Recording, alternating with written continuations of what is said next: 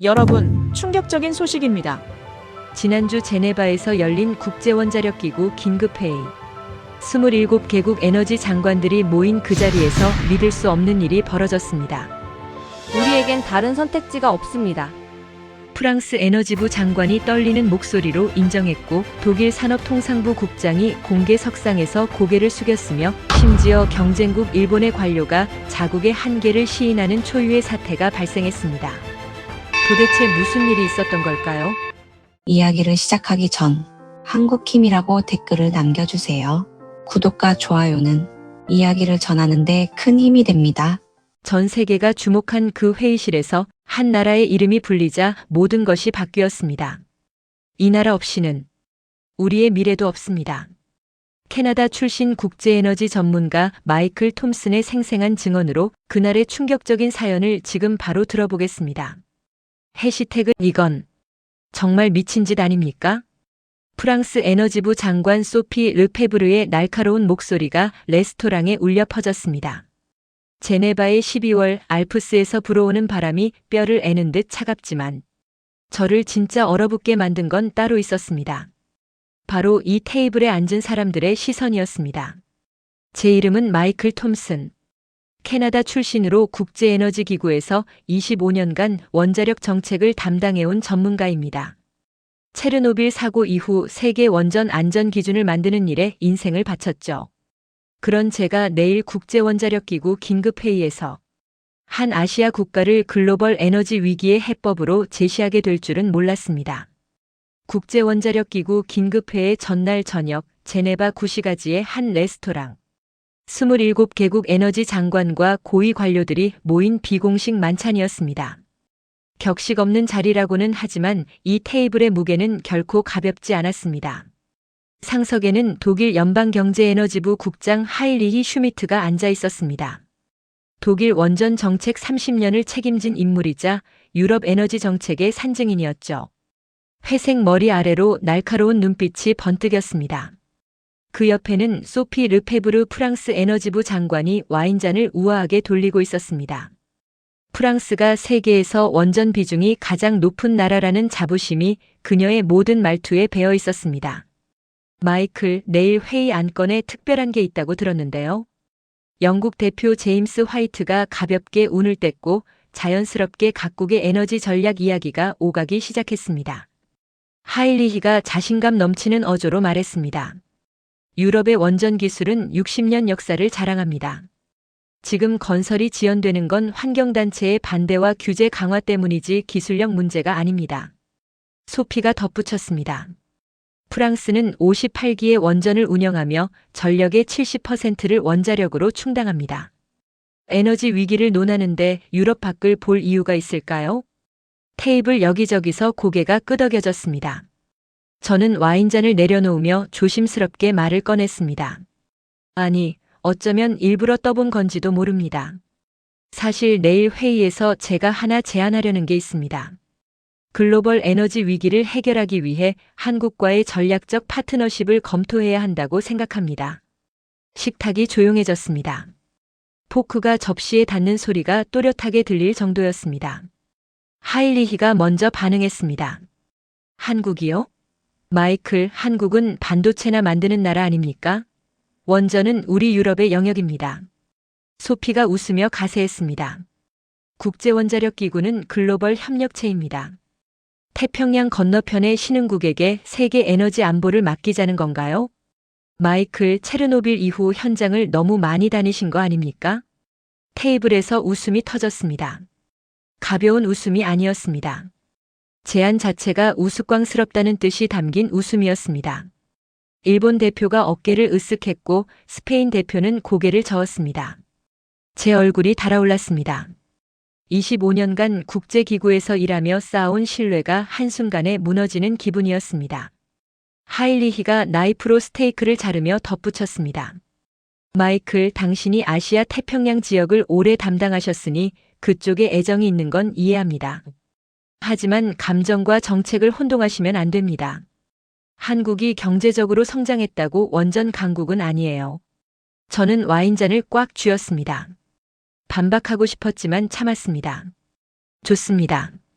내일 회의장에서 보시죠. 만찬이 끝나고 호텔로 돌아가는 택시 안. 제네바 야경이 창밖으로 흘러갔지만 눈에 들어오지 않았습니다. 머릿속엔 하일리히의 코웃음과 소피의 비웃음만 맴돌았습니다.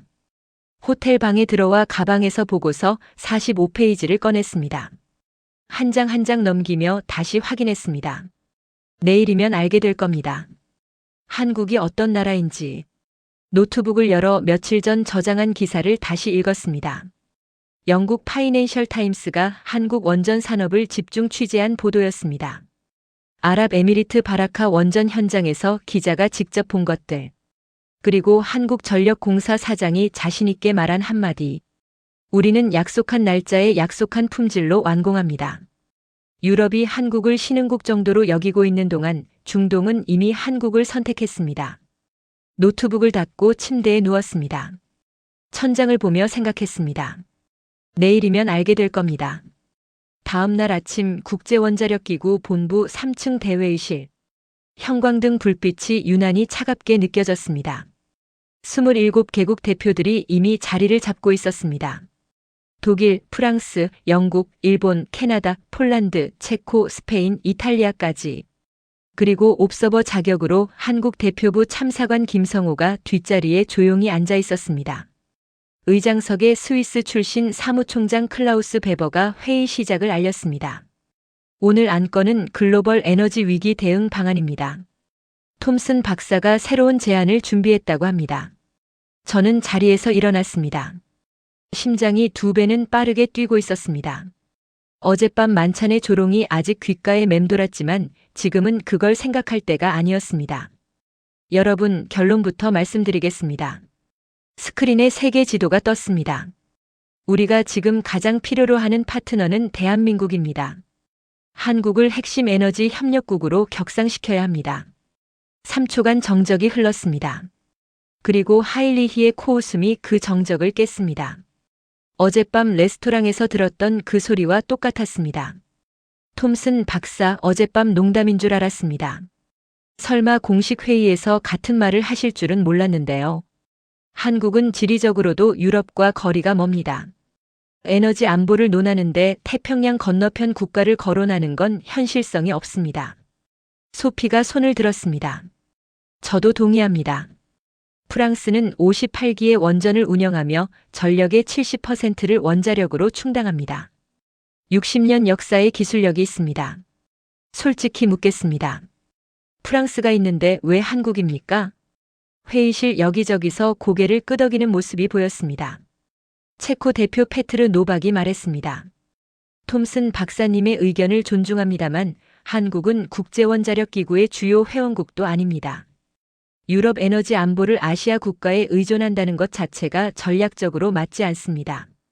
스페인 대표가 한숨을 쉬었고 이탈리아 대표는 고개를 저었습니다. 일본 대표조차 의아한 표정을 짓고 있었습니다. 27명 중 저를 지지하는 시선은 단 하나도 없었습니다. 등에서 식은땀이 흘러내렸습니다. 어젯밤 만찬에서 예행 연습을 했으니 예상했던 반응이었지만 공식 회의장에서 이렇게까지 한꺼번에 몰아칠 줄은 솔직히 몰랐습니다. 소피가 여유로운 미소를 지으며 덧붙였습니다. 솔직히 말씀드리면 저는 이 안건을 다음 의제로 넘기는 게 맞다고 봅니다. 지금 우리에게는 러시아 가스 의존도를 낮추는 게 급한데 한국 이야기를 하고 있을 시간이 없지 않습니까? 몇 명이 웃었습니다. 어젯밤 만찬에서 들었던 것과 같은 종류의 웃음이었습니다. 옵서버석의 김성호 참사관은 노트북 화면을 내려다보고 있었습니다. 무표정한 얼굴이었지만 자국이 공개적으로 무시당하는 자리에서 입을 다물고 있어야 하는 심정이 어떨지 저는 짐작할 수 있었습니다. 클라우스 사무총장이 중립적인 표정으로 저를 바라봤습니다. 톰슨 박사, 반론하시겠습니까? 27개의 시선이 다시 저에게 쏠렸습니다. 반쯤은 기대, 반쯤은 조롱이 섞인 시선이었습니다. 저는 서두르지 않았습니다. 테이블 위에 물 한 잔을 천천히 들어 마셨습니다. 이럴 때일수록 침착해야 한다는 걸 25년간 국제기구에서 배웠으니까요. 물잔을 내려놓고 회의실을 한 바퀴 둘러봤습니다. 하일리히의 자신만만한 표정, 소피의 여유로운 미소, 다른 대표들의 의아한 눈빛들. 감사합니다. 사무총장님, 저는 리모컨을 눌러 스크린 화면을 바꿨습니다. 유럽 각국의 에너지 현황 도표가 떴습니다. 반론하기 전에 한 가지만 여쭤보겠습니다. 회의실이 조용해졌습니다. 어젯밤 만찬에서 하일리히 국장님께서 유럽에는 60년의 원전 역사가 있다고 하셨죠. 하일리히의 눈이 미세하게 커졌습니다. 비공식 만찬에서의 발언이 공식 회의장에서 인용될 줄은 몰랐을 겁니다. 그 역사가 지금 어떤 상태인지 제가 여쭤봐도 될까요? 현재 유럽 전체에서 예정대로 건설되고 있는 원전 프로젝트가 몇 개인지 이 자리에서 정확히 아시는 분 계십니까? 침묵이 흘렀습니다. 서로 눈치를 보는 대표들의 모습이 눈에 들어왔습니다. 저는 속으로 생각했습니다. 좋습니다. 이제 시작합니다. 제가 말씀드리겠습니다. 스크린에 유럽 각국의 원전 건설 현황 도표가 떴습니다. 빨간색으로 표시된 경고 구간이 화면의 대부분을 차지하고 있었습니다. 현재 유럽에서 진행 중인 원전 건설 프로젝트 중 예정대로 진행되는 것은 단 하나도 없습니다. 하일리히의 표정이 미세하게 경직되는 게 보였습니다. 프랑스 플라망빌 원전 3호기 착공 17년째입니다. 당초 예산 33억 유로에서 현재 200억 유로로 6배 초과됐습니다. 소피의 여유로운 미소가 처음으로 흔들렸습니다. 영국 힌클리 포인트 C 원전 예상 완공 시기가 4번 연기됐습니다.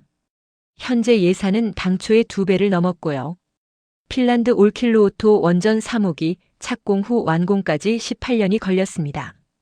예산은 3배 초과됐습니다. 핀란드 대표 유하 코르호넨이 의자에서 몸을 앞으로 기울였습니다. 러시아와 국경을 맞대고 있는 나라의 대표답게 이 숫자가 뜻하는 바를 누구보다 빠르게 계산하고 있는 눈빛이었습니다. 회의실 분위기가 달라지기 시작했습니다. 아까까지 떠돌던 웃음기가 슬금슬금 사라졌습니다. 저는 화면을 넘겼습니다. 더 심각한 수치가 있습니다. 현재 유럽의 원전 건설 능력은 냉전 시기의 15%에 불과합니다. 숙련 기술자가 은퇴하면서 기술 전수가 끊겼기 때문입니다. 지금 원전을 발주하면 완공까지 12년에서 15년이 걸립니다. 그동안 러시아 가스 의존도는 어떻게 됩니까? 탄소 배출은 어떻게 감축합니까? 체코 대표가 펜을 멈추고 스크린을 올려다봤습니다. 아까 한국은 유럽 에너지 안보에 맞지 않는다고 했던 그 사람이 처음으로 불안한 기색을 내비쳤습니다. 여러분, 저는 목소리를 조금 낮췄습니다. 저는 한국이 좋은 나라여서 이 제안을 하는 게 아닙니다. 반도체가 대단해서도 아니고 K-팝이 훌륭해서도 아닙니다. 우리가 지금 당장 에너지 위기를 해결할 수 있는 나라가 이 지구상에 딱 하나 있기 때문입니다. 하일리히가 펜을 테이블 위에 내려놓았습니다. 톰슨 박사, 유럽의 위기는 우리 모두 알고 있습니다. 하지만 그 해결책이 왜 한국이어야 하는 겁니까? 미국이 있고 일본이 있고 캐나다가 있습니다. 우리끼리 해결할 방법을 먼저 찾아야 하지 않겠습니까? 저는 이 질문을 기다리고 있었습니다. 좋은 질문입니다. 하일리히 국장님, 브리핑 자료를 펼쳤습니다. 그럼 미국부터 이야기하죠. 스크린에 미국의 원전 산업 현황이 나타났습니다. 미국의 원전 건설 능력. 냉전 시절 연간 15기를 건설했습니다. 지금은 제로입니다. 보글 원전 3, 4호기가 7년 만에 완공됐지만 예산은 2배 초과됐고 건설사 웨스팅하우스는 파산했습니다. 영국 대표 제임스 화이트가 메모를 하기 시작했습니다. 일본은 후쿠시마 이후 54기 중 겨우 10기만 재가동했습니다. 국민 반대로 신규 건설은 사실상 불가능합니다. 캐나다도 30년간 신규 원전을 짓지 못했습니다. 저는 잠시 멈췄습니다. 미국도 일본도 캐나다도 자국 에너지 수요를 감당하기 버겁습니다. 유럽까지 도울 여력이 없습니다. 그리고 다음 슬라이드를 넘겼습니다. 이제 한국 이야기를 하겠습니다. 세계 원전 건설 시장 점유율 그래프가 나타났습니다. 파란색이 절반 가까이를 차지하고 있었습니다. 현재 세계 원전 건설 시장에서 한국이 차지하는 비율은 40%입니다. 회의실이 조용해졌습니다. 한국의 연간 원전 건조 능력은 4기입니다. 유럽 전체를 합친 것보다 많습니다. 그리고 한국은 지난 40년간 단 한 건의 중대 사고도 없었습니다. 소피가 입을 열었습니다. 인상적인 숫자입니다. 톰슨 박사. 하지만 원전은 100년을 가동해야 합니다. 신뢰할 수 있습니까? 실제 성능은 어떻습니까? 좋은 질문입니다. 저는 고개를 끄덕였습니다. 물론입니다. 소피 장관님. 그래서 제가 실제 사례를 준비했습니다. 이제부터 여러분이 모르고 계신 사실들을 보여드리겠습니다. 저는 새로운 슬라이드를 띄웠습니다. 아랍에미리트 바라카 원전 사진이 나타났습니다. 2009년 아랍에미리트가 원전 건설 국제 입찰을 진행했습니다. 프랑스, 미국, 일본이 경쟁했습니다. 모두 원전 강국들이었죠. 소피가 몸을 앞으로 기울였습니다. 프랑스가 졌던 그 입찰이었습니다. 한국이 이겼습니다. 총 사업비 200억 달러 사기 건설 계약이었습니다. 이유가 뭐였는지 아십니까? 가격이 싸서가 아닙니다. 저는 다음 데이터를 보여줬습니다. 한국은 계약서에 이렇게 명시했습니다. 첫 호기 완공까지 60개월. 만약 지연되면 하루당 100만 달러의 위약금을 내겠다고요.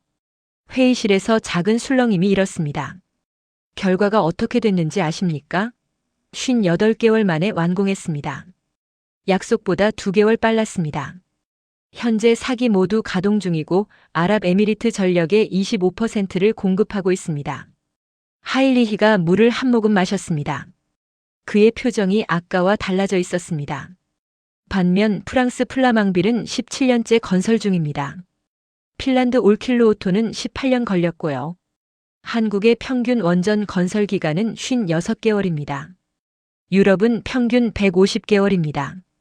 거의 3배 차이입니다. 그때 제가 놓치지 않은 게 하나 있었습니다. 테이블 중간쯤에 앉은 폴란드 에너지부 실장 안나 코왈스카가 펜을 멈추고 저를 바라보고 있었습니다. 비웃음도 아니고 동의도 아닌 묘한 표정이었습니다. 마치 무언가를 참고 있는 것 같은 눈빛이었습니다. 안나는 아무 말도 하지 않았습니다. 아직은요. 클라우스 사무총장이 시계를 확인했습니다. 톰슨 박사, 구체적인 근거가 더 있습니까? 저는 고개를 끄덕였습니다. 사무총장님, 지금까지는 과거 사례를 말씀드린 겁니다. 이제부터 현재 진행 중인 이야기를 하겠습니다. 저는 안나를 바라봤습니다. 코왈스카 실장님, 직접 말씀해 주시겠습니까? 안나가 천천히 자리에서 일어섰습니다. 회의실의 시선이 일제히 그녀에게로 쏠렸습니다. 여러분. 안나의 목소리는 단호했습니다. 실전 경험이 있는 사람 특유의 무게감이 실려 있었습니다. 저는 폴란드 에너지부 실장으로서 한국과의 원전 협력 과정을 처음부터 끝까지 직접 관리한 사람입니다. 이론이 아니라 제가 두 눈으로 직접 본 것을 말씀드리겠습니다. 안나가 숨을 한번 고르고 말을 이었습니다. 폴란드는 작년 한국과 소형 모듈 원전 SMR 건설 계약을 체결했습니다. 총 사업비 180억 달러 6기 건설 계약입니다. 스페인 대표가 눈을 크게 떴습니다. 180억 달러요? 그 규모가 맞습니까? 맞습니다. 안나가 고개를 끄덕였습니다. 하지만 금액보다 더 중요한 게 있습니다. 안나가 하일리히를 똑바로 쳐다봤습니다. 계약 체결 후 22개월 만에 첫 모듈이 폴란드에 도착했습니다. 포장도 뜯지 않은 신품이었습니다. 컨테이너를 열었을 때 저는 제 눈을 의심했습니다. 22개월입니다. 안나의 손이 테이블 위에서 꽉 쥐어졌습니다. 우리가 독일 기업에 문의했을 때는 8년에서 10년 걸린다고 했습니다. 프랑스는 12년이라고 했고요. 한국은 22개월 만에 해냈습니다. 회의실이 조용해졌습니다. 하일리히의 얼굴이 돌처럼 굳어 있었습니다. 같은 유럽 회원국인 폴란드의 실장이 독일 원전 산업의 현실을 공개적으로 지적하는 순간이었으니까요. 안나가 말을 이었습니다. 그뿐이 아닙니다. 기술자 교육 프로그램까지 한국이 함께 제공했습니다. 시뮬레이터 구축부터 안전 교육까지 패키지로 들어왔습니다. 제임스가 물었습니다. 코왈스카 실장님, 한국 장비의 실제 성능은 어떻습니까? 납품이 빠른 건 알겠는데 품질도 보장됩니까? 안나가 주저없이 대답했습니다. 첫 모듈은 이미 테스트 가동을 마쳤습니다. 안전성 검사와 출력 테스트 모두 우리 기준을 충족했습니다. 유럽 기준과 비교해도 손색 없는 수준입니다. 하일리히가 물었습니다. 코왈스카 실장, 폴란드가 한국을 선택한 이유가 순수하게 성능 때문입니까? 정치적 고려는 없었습니까? 안나가 단호하게 대답했습니다. 하일리히 국장님, 폴란드는 러시아와 국경을 맞대고 있는 나라입니다. 우리에게 에너지 안보는 생존의 문제입니다. 정치적 고려로 에너지원을 선택할 여유가 없습니다. 10년 뒤에 도착하는 최고급 원전보다 2년 만에 가동할 수 있는 원전이 우리에게는 더 소중합니다. 그 말에 핀란드 대표가 고개를 끄덕였습니다. 체코 대표도 눈빛이 달라져 있었습니다. 러시아 인접국들의 반응이 먼저 바뀌기 시작한 겁니다. 당연한 일이었습니다. 러시아의 위협을 가장 가까이에서 느끼는 나라들이니까요. 저는 거기에 한 가지를 더 얹어야 했습니다. 여러분, 한국의 원전 능력이 강하다는 건 이제 확인하셨을 겁니다. 그런데 왜 한국이 대체 불가능한지 그 이유를 보여드리겠습니다. 저는 새로운 슬라이드를 띄웠습니다. 화면에 한국 원전 산업의 인력 현황 데이터가 나타났습니다. 한국 주요 원전 건설사의 기술 인력은 24,000명입니다. 이들의 평균 경력이 18년입니다. 회의실 여기저기서 숨을 들이쉬는 소리가 들렸습니다. 24,000명의 숙련 기술자가 평균 18년을 한 분야에서 일하고 있다는 건 이 사람들이 용접 하나, 배관 하나를 다뤄도 수만 시간의 경험이 손끝에 배어 있다는 뜻입니다. 유럽은 어떻습니까? 프랑스의 원전 기술자 평균 연령은 58세입니다. 10년 내에 대부분 은퇴합니다. 그리고 그들을 대체할 젊은 인력이 없습니다. 소피의 입술이 미세하게 굳어지는 게 보였습니다. 독일은 탈원전을 선언한 후 기술자들이 다른 산업으로 빠져나갔습니다. 한번 떠난 인력은 돌아오지 않습니다. 하지만 한국은 다릅니다. 40년간 멈추지 않고 원전을 건설하며 기술을 축적해왔습니다. 이게 결정적 차이입니다. 하일리히가 물을 한 모금 마셨습니다. 그의 표정이 점점 달라지고 있었습니다. 저는 다음 데이터로 넘어갔습니다. 그리고 한국의 원전 부품 생산 능력을 보시죠. 원전 핵심 부품 1200개 중 한국은 95%를 자체 생산합니다. 프랑스는 60%, 독일은 40%입니다. 이게 무슨 의미인지 아십니까? 한국은 부품 하나 때문에 공사가 지연될 일이 없다는 뜻입니다. 하지만 유럽은 부품 하나가 늦어지면 전체 일정이 밀립니다. 클라우스 사무총장이 말했습니다. 톰슨 박사 인상적인 데이터입니다. 하지만 한 가지 확인하고 싶습니다. 사무총장이 옵서버석을 바라봤습니다. 일본 대표 사토 켄지가 앉아있는 쪽이었습니다. 사토 전략관, 일본은 한국의 이웃이자 원전 선진국이기도 합니다. 일본 입장에서 이 데이터에 대해 의견이 있으십니까? 예상치 못한 전개였습니다. 사무총장이 직접 일본 대표에게 발언을 요청할 줄은 몰랐습니다. 사토의 표정이 순간적으로 굳었습니다. 회의실이 조용해졌습니다. 27명의 시선이 테이블 끝자리 옵서버에게 쏠렸습니다. 사토는 입을 열지 않았습니다. 5초, 10초, 15초가 흘렀습니다. 커피잔에서 올라오던 김이 사라질 만큼 긴 침묵이었습니다. 하일리히가 참다 못해 말했습니다. 사토 전략관 발언하시겠습니까? 아니면 넘어갈까요? 그 순간 사토가 안경을 벗어 렌즈를 천천히 닦았습니다. 그리고 다시 썼습니다. 일본 관료 특유의 정제된 동작이었지만 손끝이 미세하게 떨리고 있었습니다. 그가 입을 열었을 때 목소리는 낮고 차분했지만 묘하게 갈라지는 게 느껴졌습니다. 사무총장님, 발언 기회를 주셔서 감사합니다. 사토가 자리에서 일어섰습니다. 저는 일본 경제산업성에서 28년간 일했습니다. 그중 15년을 한국 에너지 산업을 분석하는 데 썼습니다. 사토가 잠시 숨을 고르더니 말했습니다. 솔직히 말씀드리면 톰슨 박사의 발표를 들으면서 상당히 불편했습니다. 회의실의 긴장이 감돌았습니다. 불편한 이유는 간단합니다. 사실이기 때문입니다. 하일리히의 눈이 커졌습니다. 소피도 눈썹을 치켜 올렸습니다. 일본 관료가 한국을 인정하는 발언을 할 거라고는 아무도 예상하지 못한 것 같았습니다. 일본은 세계 3위 경제대국입니다. 후쿠시마 이전까지 54기의 원전을 운영했습니다. 원전 기술 강국이라고 자부했습니다. 사토가 잠시 말을 멈췄습니다. 하지만 한 가지 일본이 절대로 인정하고 싶지 않은 사실이 있습니다. 사토가 깊게 숨을 들이쉬었습니다. 일본은 한국 없이 원전을 재가동할 수 없습니다. 회의실이 얼어붙었습니다. 말 그대로 아무도 움직이지 않았습니다. 경쟁국의 입에서 나온 이 한마디가 제가 1시간 동안 쏟아낸 모든 데이터보다 더 무거운 무게로 회의실을 눌렀습니다. 후쿠시마 이후 일본이 원전을 재가동하는 과정에서 교체해야 했던 핵심 부품의 60% 이상을 한국에서 수입했습니다. 압력용기, 단조품, 증기발생기, 전열관, 제어봉 구동장치. 일본도 만들 수 있습니다. 하지만 한국산 대비 비용이 2배에서 3배입니다. 납기는 3배에서 4배 걸립니다. 하일리히가 몸을 앞으로 기울이며 물었습니다. 잠깐 사토 전략관. 일본이 한국의 원전 부품에 의존하고 있다는 겁니까? 정확히 어느 정도입니까? 사토의 입꼬리가 씁쓸하게 내려갔습니다. 원전만이 아닙니다. 일본의 재생에너지 분야를 보시죠. 태양광 패널의 핵심 부품, 풍력 발전기의 대형 베어링, 2차 전지 소재. 상당 부분을 한국에 의존하고 있습니다. 일본 에너지 산업의 대한국 수입 의존도가 연간 450억 달러에 달합니다. 제임스가 노트에 빠르게 적었습니다. 450억 달러라는 숫자에 밑줄을 긋는 게 보였습니다. 여러분께 한 가지 더 말씀드리겠습니다.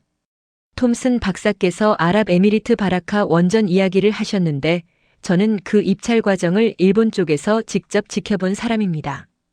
회의실의 공기가 더 무거워졌습니다. 일본 정부와 기업들은 한국을 이길 수 있다고 확신했습니다. 기술력에서 앞선다고 생각했고 가격도 경쟁력이 있다고 판단했습니다.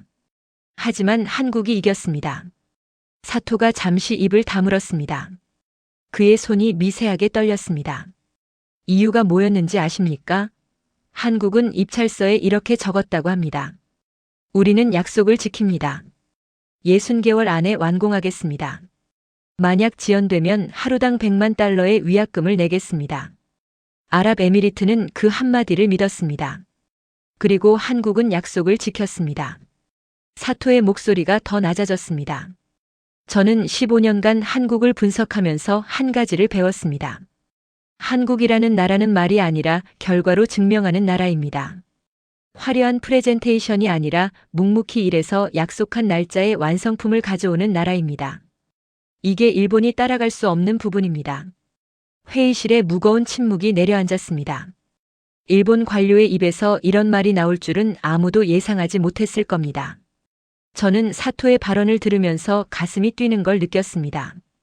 제가 데이터로 증명하려 했던 것을 한국의 경쟁국이 자신의 경험으로 확인해 준 겁니다. 그때였습니다. 안나 코왈스카가 다시 손을 들었습니다. 사무총장님 발언해도 되겠습니까? 클라우스가 고개를 끄덕였습니다. 저는 사토 전략관의 발언에 전적으로 공감합니다. 한국이라는 나라는 말이 아니라 결과로 증명한다는 말씀. 폴란드가 바로 그걸 경험한 나라입니다. 한국과 계약을 체결할 때 우리 내부에서도 논란이 있었습니다. 유럽 기업을 두고 왜 아시아 기업을 선택하느냐는 비판이 있었습니다. 하지만 22개월 만에 첫 모듈이 도착했을 때 모든 비판이 사라졌습니다. 안나의 말이 끝나자 체코 대표가 처음으로 입을 열었습니다. 톰슨 박사 솔직히 인정하겠습니다. 한국의 역량이 이 정도인 줄은 몰랐습니다. 핀란드 대표가 고개를 끄덕였습니다. 스페인 대표도 펜을 내려놓고 스크린을 바라보고 있었습니다. 저는 회의실의 분위기를 읽었습니다. 1시간 전 27명 전원이 반대하던 상황에서 사토의 시인과 안나의 증언 이후 분위기가 확실히 갈라지기 시작한 겁니다. 하지만 하일리히와 소피는 여전히 굳은 표정이었습니다. 이 두 사람의 벽을 뚫지 못하면 결론은 나지 않을 겁니다. 저는 마지막 카드를 꺼낼 때가 왔다고 판단했습니다. 저는 리모컨을 내려놓았습니다. 스크린도 껐습니다. 더 이상 슬라이드를 사용하지 않았습니다. 이 이야기는 데이터가 아니라 사람의 목소리로 전해야 한다고 생각했습니다. 여러분, 지금까지 조선과 반도체와 원전 이야기를 했습니다. 모두 중요한 내용입니다. 하지만 아직 핵심을 말씀드리지 않았습니다. 클라우스 사무총장이 의자 등받이에서 몸을 떼고 앞으로 기울였습니다. 핵심이라면요? 왜 한국만 이게 가능한지 그 이유입니다. 저는 테이블 앞으로 한 걸음 나왔습니다. 40%의 원전 시장 점유율, 180억 달러의 계약, 22개월 납품. 이 모든 숫자 뒤에는 하나의 공통된 무언가가 있습니다. 회의실이 조용해졌습니다. 저는 이걸 신뢰자본이라고 부릅니다. 하일리히가 고개를 갸우뚱했습니다. 신뢰자본이라고요? 경제학 용어가 아닌 것 같은데요. 맞습니다. 제가 만든 용어입니다. 하지만 이걸 이해하시면 왜 한국이 대체 불가능한 나라인지 납득하시게 될 겁니다. 저는 2시간 넘게 스크린 앞에서 데이터를 읊었지만 지금부터 하는 이야기는 스크린 없이 해야 했습니다. 숫자가 아니라 사람의 이야기였으니까요. 1970년대 중동에서 고속도로 건설 프로젝트가 있었습니다. 사막 한가운데 낮 기온 50도. 유럽과 미국 건설사들이 환경이 너무 가혹하다며 포기했습니다. 잠시 멈췄습니다. 한국이 갔습니다. 50도 사막에서 한국 노동자들이 일했습니다. 에어컨 없는 현장에서 하루 14시간씩 탈수 증상으로 쓰러지면 일어나서 다시 일했다고 합니다. 핀란드 대표 유하가 눈을 깜빡였습니다. 결과가 어떻게 됐는지 아십니까? 납기보다 빨리 완공했습니다. 발주처가 놀랄 만큼요. 그날 이후 중동에서 한국 건설사의 신뢰는 하늘을 찔렀습니다. 사우디 아랍에미리트, 카타르. 중동 대형 프로젝트의 상당수를 한국 기업이 수주하게 된 시작점이 바로 그때였습니다. 제임스가 물었습니다. 그 이야기와 에너지 협력이 무슨 관련이 있습니까? 관련이 있습니다. 잠시만 들어주세요. 저는 두 번째 이야기로 넘어갔습니다. 1997년 한국이 외환 위기에 빠졌습니다. 국가부도 직전이었습니다. 그때 한국 국민들이 뭘 했는지 아십니까? 회의실을 둘러봤습니다. 자발적으로 금을 모았습니다. 결혼 반지, 돌잔치 금반지, 할머니가 평생 간직하던 금목걸이. 국민들이 자기 금부치를 들고 은행에 줄을 섰습니다. 몇 달 만에 모인 금이 225톤이었습니다. 금액으로 15억 달러어치였습니다. 소피가 처음으로 놀란 표정을 지었습니다. 15억 달러 어치를 국민이 자발적으로 모았다고요? 네. 정부가 시킨 게 아닙니다. 국민들이 스스로 움직인 겁니다. 회의실의 묘한 분위기가 감돌았습니다. 이건 숫자나 데이터로 설명할 수 있는 이야기가 아니었습니다. 그리고 아랍에미리트 바라카 원전. 한국은 미국과 프랑스를 제치고 이 사업을 수주했습니다. 왜 한국이 이겼는지 아십니까? 가격이 싸서가 아닙니다. 아랍에미리트가 한국의 납기 준수 실적을 신뢰했기 때문입니다. 중동에서 수십 년간 쌓아온 신뢰 자본이 결정적이었습니다. 저는 소피를 바라봤습니다. 소피 장관님, 프랑스가 이 사업에서 한국에 진 이유를 아시지 않습니까? 소피의 입술이 미세하게 떨렸습니다. 프랑스 원자력 산업에 자존심이 걸린 사업이었을 테니까요. 그녀는 대답하지 않았습니다. 대답할 필요가 없었습니다. 사실이니까요. 여러분, 한국이 40%의 원전 시장 점유율을 가진 건 기술력 때문만이 아닙니다. 22개월 만에 원전을 납품하는 건 공장이 커서가 아닙니다. 한 박자 멈췄습니다. 50도 사막에서 쓰러져도 일어나는 사람들. 나라가 망할 위기에 금반지를 들고 은행에 줄 선 국민들. 2만 4천 명이 18년간 한자리를 지키며 기술을 갈고 닦는 숙련공들. 이것이 신뢰 자본입니다. 돈으로 살 수 없고 시간으로도 빨리 만들 수 없는 것. 수십 년간 축적된 신뢰의 총합입니다. 하일리히가 물잔을 잡은 손이 미세하게 떨리는 게 보였습니다. 어젯밤 만찬에서 아시아의 신흥국이라고 했던 사람의 모습은 온데간데 없었습니다. 21세기 강국의 조건은 영토도 아니고 인구도 아니고 핵무기도 아닙니다. 저는 회의실을 천천히 둘러봤습니다. 대체 불가능성입니다. 다른 나라가 할 수 없는 일을 할 수 있는 나라. 그 나라를 빼면 세계가 돌아가지 않는 나라. 그것이 21세기의 진짜 힘입니다. 원전 시장 40%, 이걸 대체할 나라가 있습니까? 없습니다. 22개월 납품, 이걸 할 수 있는 나라가 있습니까? 없습니다. 유럽은 12년 걸립니다. 미국은 아예 못 만듭니다. 소피가 물잔을 내려놓았습니다. 러시아를 빼면 태양광이 있습니다. 중국을 빼면 베트남이 있습니다. 하지만 한국을 빼면 저는 말을 멈추고 회의실을 둘러봤습니다. 대안이 없습니다. 세계 에너지 전환이 멈춥니다. 원전 건설 일정이 수년 단위로 지연됩니다. 탄소 중립 목표는 물거품이 됩니다. 그 마지막 말이 회의실에 무겁게 내려앉았습니다. 긴 침묵이 흘렀습니다. 10초, 20초. 천장 환풍기 소리만 낮게 울렸습니다. 그리고 그 침묵을 깬 것은 예상하지 못한 사람이었습니다.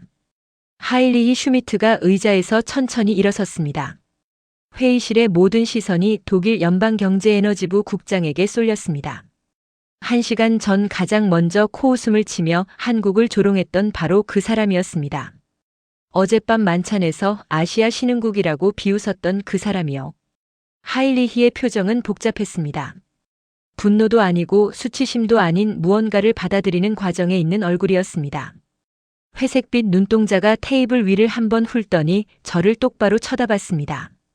톰슨 박사. 그의 목소리가 낮고 갈라져 있었습니다. 저는 독일 원전 정책에 30년을 바쳤습니다.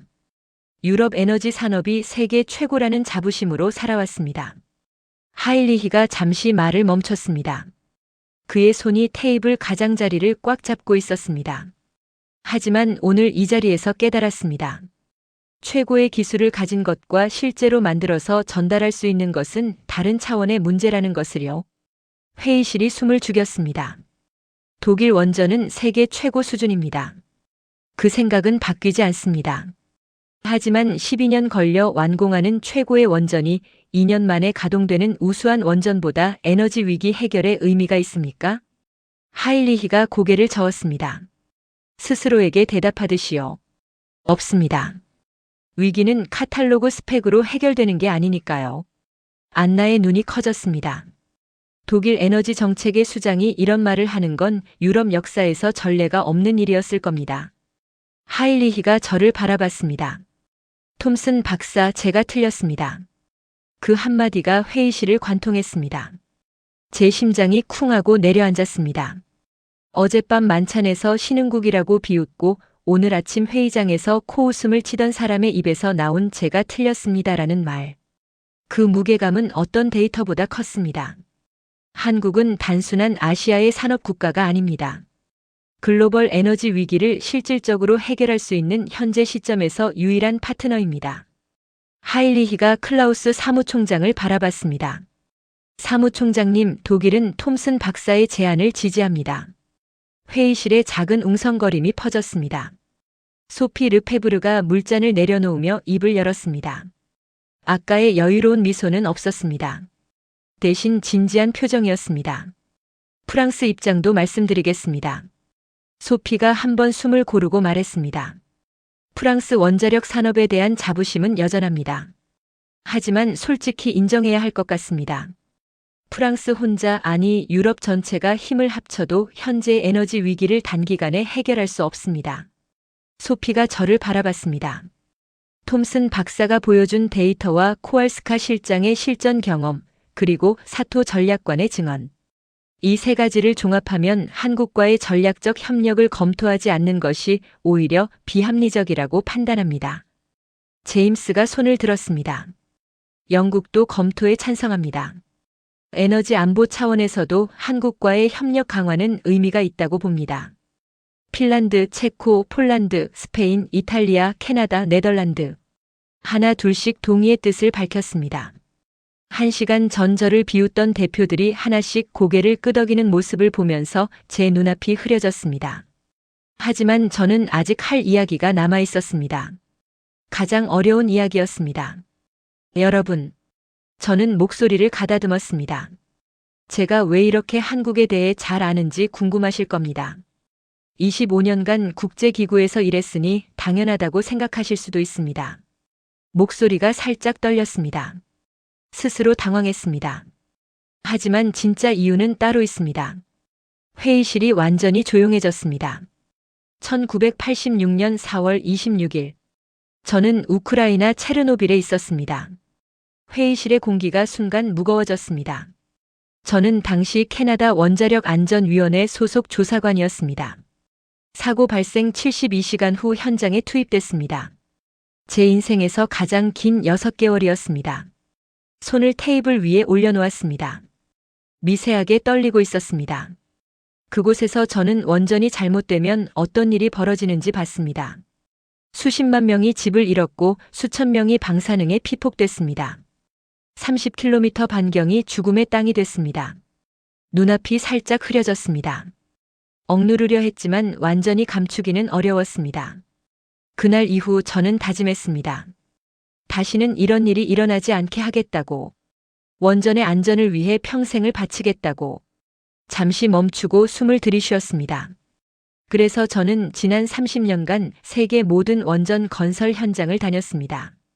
프랑스, 미국, 일본, 중국, 그리고 한국. 제 목소리가 갈라졌습니다.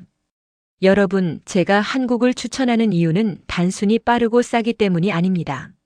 안전하기 때문입니다. 한국은 40년간 단 한 건의 중대 사고도 없었습니다. 이건 우연이 아닙니다. 한국 원전 현장에서 저는 봤습니다. 새벽 5시에 출근해서 밤 10시에 퇴근하는 기술자들. 용접 하나, 볼트 하나까지 3번씩 확인하는 검사관들. 매뉴얼을 달달 외우고 있는 운영자들. 이게 체르노빌과 한국의 차이입니다. 이게 제가 한국을 믿는 이유입니다. 회의실에 아무도 움직이지 않았습니다. 여러분이 에너지 위기를 해결하고 싶으시다면, 그리고 안전하게 해결하고 싶으시다면 한국과 협력하셔야 합니다. 이건 제가 30년간 현장을 다니며 내린 결론입니다. 저는 회의실을 천천히 둘러봤습니다. 표정들이 달라져 있었습니다. 조롱은 완전히 사라져 있었습니다. 제임스가 눈을 깜빡이며 메모를 멈췄습니다. 유하는 두 손을 깍지 끼고 테이블을 내려다보고 있었습니다. 체코 대표의 눈가가 붉어져 있었습니다. 소피조차 물잔을 들었다 놓았다를 반복하며 무언가를 생각하는 표정이었습니다. 클라우스 사무총장이 테이블 위에 두 손을 올려놓고 말했습니다. 전원 의견을 확인했습니다. 회의실이 조용해졌습니다. 오늘 톰슨 박사가 제시한 대한민국 핵심 에너지 협력국 격상안은 차기 국제원자력기구 이사회 공식 의제로 상정하겠습니다. 그 순간 안나가 먼저 박수를 쳤습니다. 조용하지만 단단한 박수였습니다. 제임스가 뒤따랐고 유하가 합류했습니다. 하나 둘씩 박수가 퍼져나갔습니다. 하일리히도 박수를 쳤습니다. 어젯밤 만찬에서 신흥국이라고 비웃었던 그 손으로요. 그 모습을 보는 순간 저는 울 뻔했습니다. 솔직히 말하면 코끝이 시큰해졌습니다. 회의가 공식 종료된 후 대표들이 자리에서 일어나기 시작했습니다. 서류를 정리하고 가방을 챙기며 3355 이야기를 나눴습니다. 2시간 넘게 이어진 긴장감이 풀리면서 회의실 안에 묘한 여운이 감돌고 있었습니다. 저는 브리핑 자료를 정리하며 숨을 고르고 있었습니다. 그때 시선 끝에 움직임이 잡혔습니다. 안나 코왈스카가 테이블을 돌아 옵서버석으로 걸어가고 있었습니다. 김성호 한국 참사관이 앉아있는 쪽으로요. 김성호는 노트북을 닫고 자리에서 일어나는 중이었습니다. 안나가 그의 앞에 멈춰 섰습니다. 김 참사관님. 김성호가 고개를 들었습니다. 놀란 표정이었습니다. 회의 내내 한마디도 하지 않았던 옵서버에게 공식 대표가 먼저 다가온 거니까요. 안나가 손을 내밀었습니다. 폴란드는 한국에 감사하고 있습니다. 한국의 기술 덕분에 폴란드 국민이 조금 더 안심하고 잠들 수 있게 됐습니다. 직접 전해드리고 싶었습니다. 김성호가 두 손으로 안나의 손을 잡았습니다. 그의 입술이 미세하게 떨렸습니다. 감사합니다. 코왈스카 실장님. 짧은 한마디였지만 그 목소리에는 2시간 동안 참고 있던 감정이 담겨 있었습니다. 제임스가 다가와 김성호에게 악수를 청했습니다. 유하와 체코 대표도 뒤따라 하나 둘씩 김성호에게 다가가 인사를 건넸습니다. 그리고 제가 가장 주목했던 순간이 찾아왔습니다. 사토 켄지가 옵서버석에서 일어나 김성호에게 다가갔습니다. 두 사람 사이에 잠시 침묵이 흘렀습니다. 일본과 한국, 역사적으로 복잡한 관계의 두 나라 대표가 국제원자력기구 회의실에서 마주 서 있었습니다. 사토가 깊게 허리를 숙였습니다.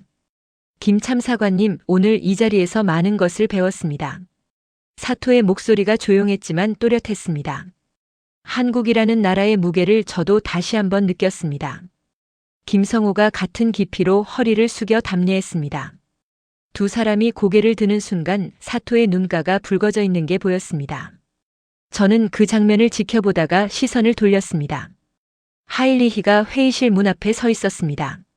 한쪽 손에 서류 가방을 들고 다른 손으로 문손잡이를 잡은 채 김성호와 사토를 바라보고 있었습니다.